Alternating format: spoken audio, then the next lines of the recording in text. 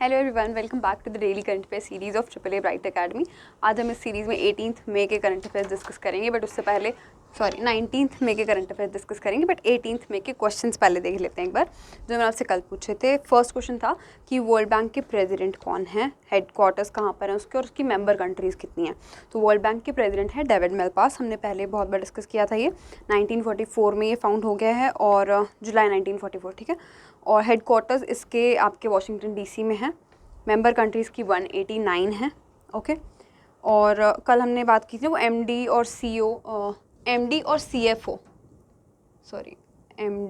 CFO हैं इसके, अंशुला कांत, ठीक है। ये आपको याद रखना, अंशुला कांत। उसके बाद हमने क्वेश्चन पूछा था कि हरदीप सिंह पुरी जो हैं वो अर्बन अफेयर्स के मिनिस्टर तो हैं, हाउसिंग एंड अर्बन अफेयर के मिनिस्टर के अलावा उनके पास दूसरा पोर्टफोलियो कौन सा है। तो दूसरा उनके पास पेट्रोलियम एंड नेचुरल गैस का, ठीक है। ये दो पोर्टफोलियोज हैं हरदीप सिंह पुरी के पास। पहले ये एविएशन मिनिस्टर थे, अब ये पेट्रोलियम एंड नेचुरल गैस और ministry of housing and urban affair के मिनिस्टर हैं। थर्ड क्वेश्चन था आपके पास कि प्रेसिडेंट ऑफ ब्राज़ील कौन है, तो वो हैं जायर बोल्सोनारो, ओके। ये आपके पिछले कल के क्वेश्चंस थे। अब हम क्लास स्टार्ट करते हैं आज की। तो फर्स्ट क्वेश्चन हमारे पास है आज का, who among the following has received the honorary commander of the order of the British empire, या CBE नाम का एक ऑनर होता है। ये फॉलोइंग में से किसको मिला है, ये हमसे पूछा है। तो ये मिला है अजय पिरामल को, ठीक है। जो पिरामल ग्रुप के हेड हैं अजय पिरामल, इनको मिला है ये चेयरमैन है पिरामल ग्रुप के। और पिरामल ग्रुप जो है उसका हेडक्वार्टर कहाँ पर है, कहाँ बेस्ड है वो, मुंबई में, ठीक है। इनको ये ऑर्डर, ये जो ऑनर है ये मिला है। इसका पूरा नाम क्या है, honorary commander of the order of the British empire, या CBE। और इनको दिया किसने है, ये जो क्वीन है वहाँ की, उन्होंने। अब पिरामल को ये अवार्ड किस लिए मिला है, इन्होंने जो सर्विसेज प्रोवाइड की हैं UK इंडिया ट्रेड की रिलेशनशिप में, मतलब इन्होंने UK और इंडिया की ट्रेड जो रिलेशनशिप है उसको थोड़ा और स्ट्रेंथन करने के लिए उसमें कुछ एफर्ट्स पुट किए हैं, तो उसके रिगार्डिंग इनको ये जो अवार्ड है ये मिला है। और किस तौर पे किए हैं इन्होंने ये जो UK इंडिया की ट्रेड रिलेशनशिप को स्ट्रेंथन करने का इन्होंने स्टेप उठाया, ये किस तौर पे किया है, ये इंडियन को चेयर हैं। को चेयर अगेन वही आ गया कि अगर किसी भी ऑर्गेनाइजेशन के चेयरपर्सन 2 होते हैं, तो वैसे ये को चेयर हैं UK इंडिया के CEO फोरम के, ठीक है। UK इंडिया के CEO फोरम के को चेयर हैं ये। तो इस सीट पे रह के इन्होंने UK और इंडिया की ट्रेड रिलेशनशिप में थोड़ा और उनको स्ट्रेंथन करने की कोशिश की थी, उसके लिए इनको ये ऑनर मिला है। और the order of the British empire was instituted in 1917। 1917 में ये ऑर्डर इंस्टीट्यूट हो गया था। ये जो ऑनर है आपका अवार्ड है, ये इंस्टीट्यूट हो गया था। किसने किया था, किंग जॉर्ज 5 ने, ठीक है। किंग जॉर्ज 5 ने इस ऑर्डर को इंस्टीट्यूट किया था। नेक्स्ट हमारे पास क्वेश्चन है, who has been appointed as chairman of BSE limited, या जो बॉम्बे स्टॉक एक्सचेंज है उसके चेयरमैन किसको अपॉइंट कर दिया गया है, तो वो किया है SS मुंद्रा को, ठीक है। ये RBI के पुराने लाइक डेप्यूटी गवर्नर भी रह चुके हैं SS मुंद्रा। इनको ये चेयरमैन अपॉइंट कर दिया गया है बॉम्बे स्टॉक एक्सचेंज का।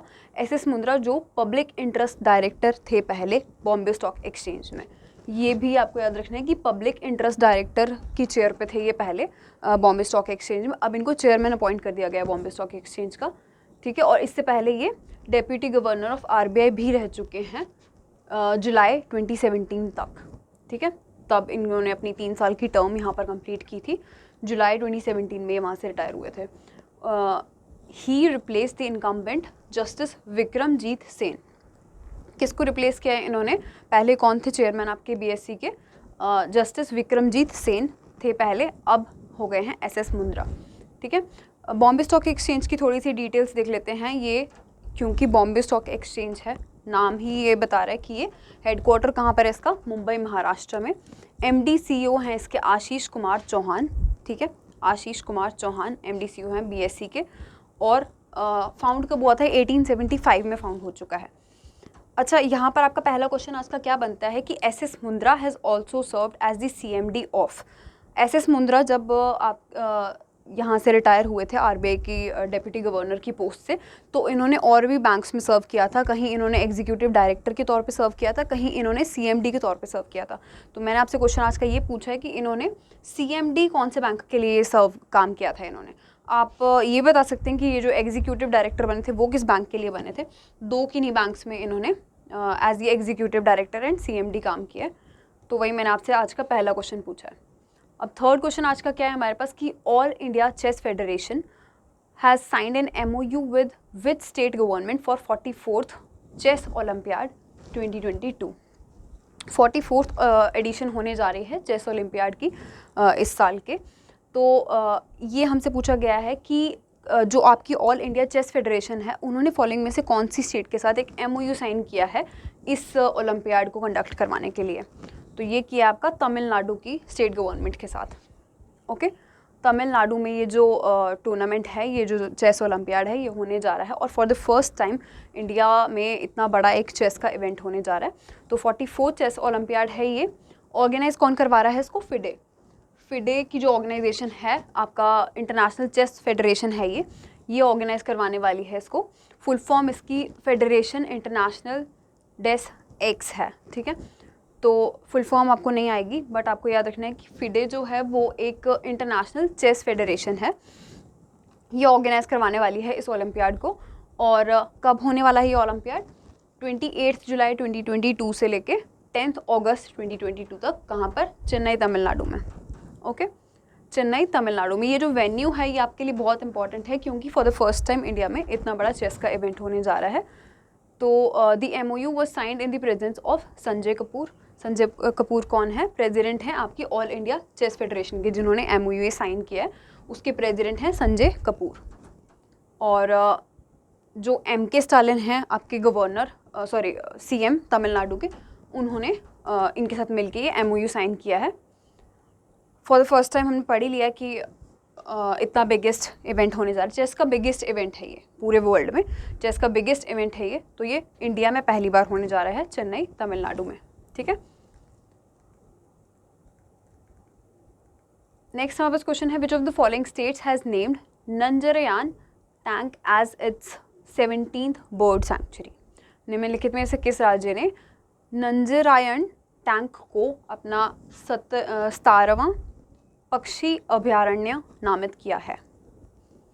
तो ये किया है आपका तमिलनाडु ने, ठीक है। The Tamil Nadu state minister of forest, जिनका नाम है के रामाचंद्रन, इन्होंने अनाउंस किया है कि अब हम ये जो नंजरायन टैंक है ये कहाँ पर लोकेटेड है? तिरुपुर डिस्ट्रिक्ट में। इसको 17th बर्ड सैंक्चुरी के तौर पर डिक्लेयर कर देंगे। और इसमें पैसा अमाउंट कितना लगने वाला है? बजटरी सपोर्ट कितना है? 7.5 करोड़ रुपीज़ का। अमाउंट इतना ज़्यादा इंपॉर्टेंट नहीं है जितना ये इस बर्ड सैंक्चुरी का नाम इंपॉर्टेंट होने वाला है। और 17th बर्ड सैंक्चुरी होने वाली, तो 17th होने वाली है, ये नंबर भी आपके लिए इंपॉर्टेंट रहेगा। ये इसका एरिया कितना रहने वाला है? ये सिर्फ बेसिक नॉलेज के लिए आपको याद रखना है कि 125.86 हेक्टेयर्स में ये जो बर्ड सैंक्चुरी है ये फैली हुई है। और he has also mention that 2 और सैंक्चुरीज क्रिएट होने वाली हैं इसी साल में, इसी साल के एंड तक, जिनमें से एक होगी slender lorises sanctuaries in Dindigul and Karur district, और दूसरी होने वाली है एलिफेंट सैंक्चुरी इन कृष्णागिरी, ठीक है। तो बस ये आपको इसके नाम याद रख लेना है। वैसे तो जब ये इस्टेब्लिश होंगी ये वाली सैंक्चुरीज तो उसके बारे में हम दोबारा डिस्कस कर सकते हैं, बट अभी भी अगर आपको थोड़ी सी एक्स्ट्रा नॉलेज हमेशा बेनिफिट रहती है ना उसका, तो फिर इस वजह से ये वाला पॉइंट भी मैंने ले लिया इसमें। बाकी ये आपको इसमें ये वाला नाम याद रखना है, 17th है ये याद रखना है, और कौन सी डिस्ट्रिक्ट में या कौन सी जगह पर है ये याद रखना है। नेक्स्ट हमारे पास क्वेश्चन है आज का कि according to the drought in numbers 2022 report, ये रिपोर्ट का नाम है how many countries have experienced drought emergencies in the last 2 years। पिछले 2 सालों में इस रिपोर्ट के अकॉर्डिंग, जो ड्रॉट इन नंबर्स 2022 वाली रिपोर्ट है, इस रिपोर्ट के अकॉर्डिंग पिछले 2 सालों में कितनी कंट्रीज़ ऐसी हैं जिन्होंने ड्रॉट को एक्सपीरियंस किया है, ड्रॉट की एमरजेंसीज को एक्सपीरियंस किया है? तो वो हैं टोटल 23 कंट्रीज़। 23 कंट्रीज़ ने ड्रॉट एमरजेंसीज जो हैं एक्सपीरियंस की हैं पिछले 2 सालों में, जिनमें से एक कंट्री कौन है? पाकिस्तान। ठीक है। तो क्योंकि हमारी नेबरिंग कंट्री है, ये क्वेश्चन भी हमारे लिए एग्जाम पॉइंट ऑफ व्यू से इंपॉर्टेंट बनेगा। ये जो रिपोर्ट है इसको रिलीज़ किसने किया है? यूएन के कन्वेंशन टू कम्बैट डेजर्टिफिकेशन ने, ठीक है, कन्वेंशन टू कम्बैट डेजर्टिफिकेशन, जिसको हम UNCCD के नाम से भी जानते हैं, इन्होंने ये रिपोर्ट रिलीज़ की है। और इसके अकॉर्डिंग 23 ऐसी कंट्रीज़ हैं जिन्होंने एकदम एक्सट्रीम ड्रॉट एमरजेंसीज को एक्सपीरियंस किया है पिछले 2 सालों में। Okay, this report releases ahead of the UN desertification and drought day. अब ये आपको याद रखना है, ये डे भी इंपॉर्टेंट बन जाता है क्योंकि एग्ज़ाम आपको ऑब्वियसली जून 17 के बाद ही होने वाले हैं मैक्सिमम। तो ये क्वेश्चन इसलिए इंपॉर्टेंट है क्योंकि इसमें पाकिस्तान का नाम आ गया है, 23 कंट्रीज़ हैं, और एक बहुत बर्निंग टॉपिक है आजकल ये ड्रॉट या क्लाइमेट चेंज वगैरह, तो उससे भी ये रिलेट हो रहा है। तो UN का डेजर्टिफिकेशन एंड ड्रॉट डे हम मनाते हैं 17 जून को, और इस बार की थीम क्या होने वाली है उसकी? Rising up from drought together, ठीक है। ड्रॉट या जो सूखा होता है, जो सूखा पड़ जाता है, और उससे फाइट करना एक साथ और उससे ओवरकम करना एक साथ, ये इस बार की थीम है इसकी। तो the highest total number of humans affected by drought was in Asia. सबसे ज़्यादा नंबर जहाँ मतलब ड्रॉट से अफेक्ट हुए हैं लोग, वो एशिया में ही है, ठीक है। क्वेश्चन नंबर 6 है, IIFL home loan partners with ADB to provide green affordable loans, home loans in which state.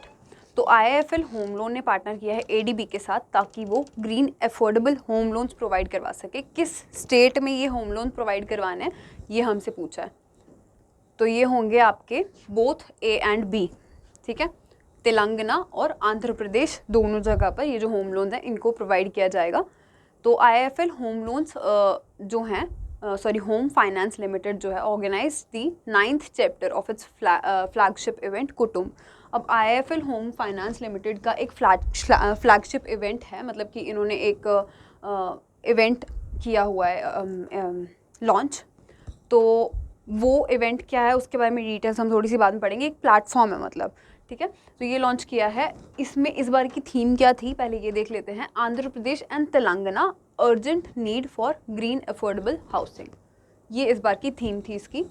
तो ये 3rd इवेंट था इन कोलैबोरेशन विद ADB, ठीक है। IIFL होम फाइनेंस लिमिटेड का ये 3rd इवेंट था ADB के साथ, जो कुटुंब के वाले प्रोग्राम के लिए था, जिसकी थीम इस बार की Andhra Pradesh and Telangana urgent need for green affordable housing थी। कुटुंब क्या है अब ये देख लेते हैं। कुटुंब एक ऐसा प्लेटफॉर्म है जो बनाया गया है ग्रीन होम्स के बेनिफिट्स को थोड़ा और ब्लेंड करने के लिए और या फिर बताने के लिए with affordable housing segment in India. मतलब कि ग्रीन होम्स भी हों और साथ में अफोर्डेबल भी हों, वो ये बेसिकली इसका एक पर्पस है कुटुंब वाले इवेंट का या प्लेटफॉर्म का। तो ये जो इनिशिएटिव है ये प्रमोट करने वाला है ग्रीन अफोर्डेबल हाउसिंग को इन आंध्र प्रदेश एंड तेलंगाना। स्टेट्स आपको याद रखनी कौन कौन सी है, आंध्र प्रदेश एंड तेलंगाना में ग्रीन अफोर्डेबल हाउसिंग को ये प्रमोट करेगा आपका initiative.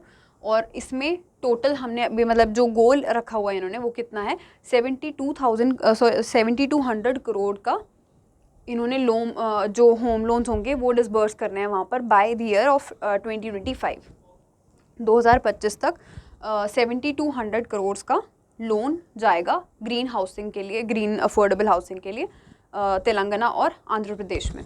It aims to raise awareness about the importance of building climate resilient housing that is also cost effective and energy efficient. अब ये जो क्लाइमेट रेजिलिएंट हाउसिंग यहाँ पे बोला है ना, ये आपके क्वेश्चन को बहुत इंपॉर्टेंट बना रहा है। किस लिए? अब क्लाइमेट रेजिस्टेंट या रेजिलिएंट हाउसिंग का मतलब है कि किसी भी मौसम में जो ख़राब ना हो घर, या जैसे अब वो होता है ना कि बाढ़ वगैरह आ जाती तो बह जाते हैं घर या वो, तो उनसे थोड़ा क्लाइमेट से भी या क्लाइमेट के कोई भी ऐसे डिज़ास्टर्स आते हैं उनसे बचने के लिए जो हाउसिंग बनाई जाती है उसकी इम्पोर्टेंस या ऐसे घर बनाने में ये ज़्यादा इसको वो कर रहा है, इम्पोर्टेंस उसकी बता रहे हैं।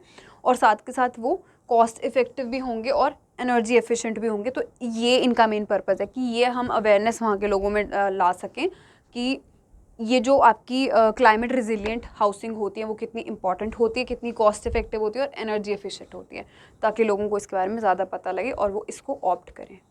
ओके, नेक्स्ट हमारे पास क्वेश्चन है, which bank has won 6 national awards from pension fund regulatory and development authority PFRDA for Atal pension योजना एनरोलमेंट।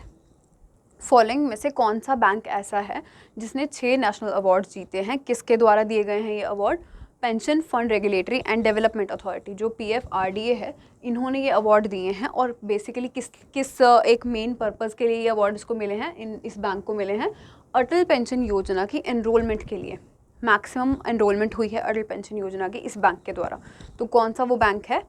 कर्नाटका विकास ग्रामीण बैंक।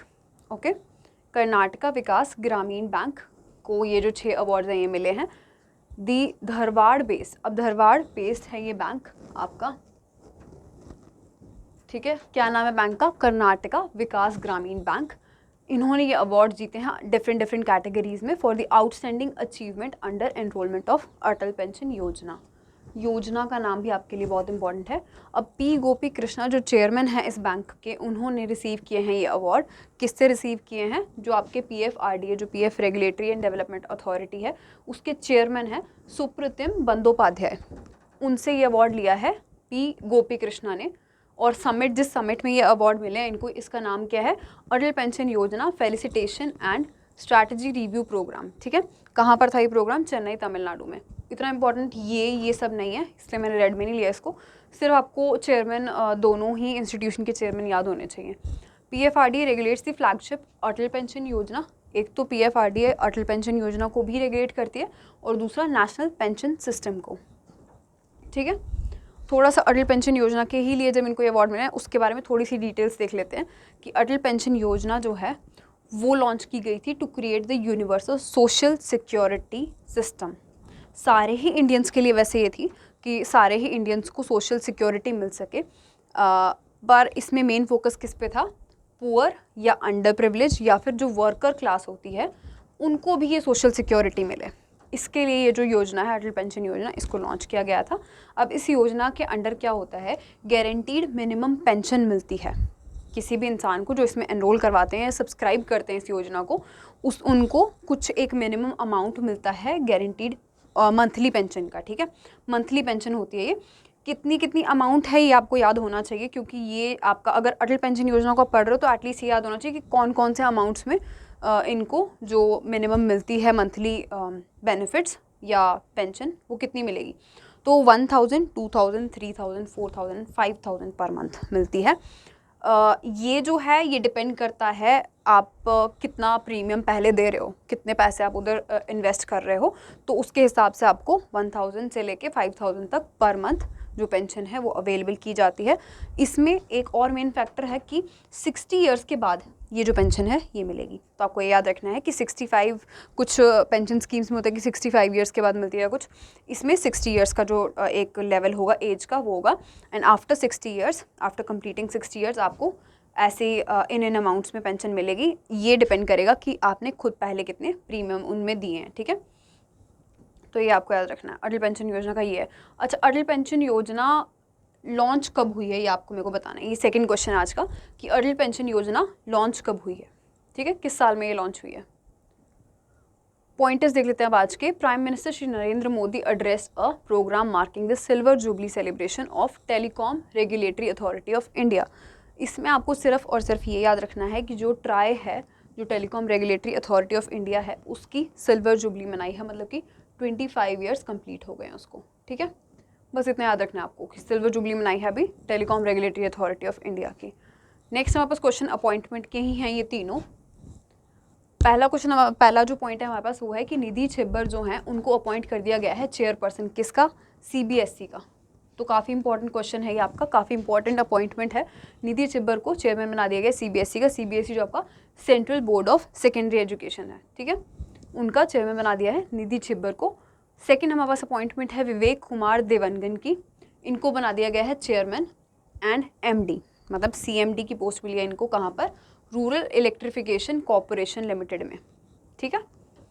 थर्ड अपॉइंटमेंट है कि RBI ने अपॉइंट किए हैं 2 पर्सन्स, जिनमें से एक का नाम है राजीव रंजन, दूसरे हैं सितिकांत पटनायक। इन दोनों को बना दिया गया है एग्जीक्यूटिव डायरेक्टर्स ऑफ RBI, ठीक है।